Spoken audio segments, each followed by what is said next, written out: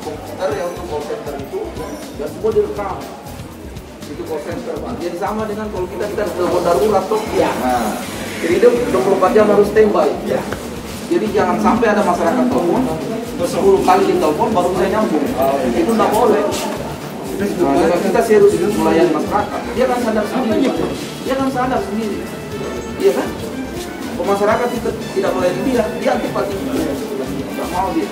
Jadi kalau bisa, bikinkan ruangan satu di sini yang lebih bagus. Ada AC, dia senang bisa tahan 24 jam.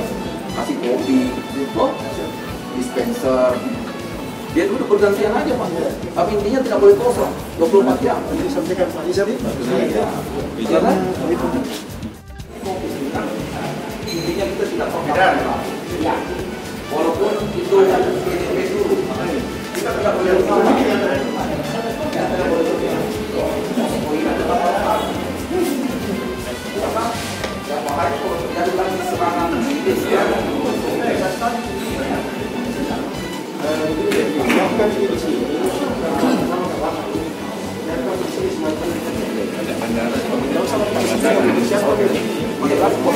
Kita ingin terlihat bahwa kita siap melayani, ya.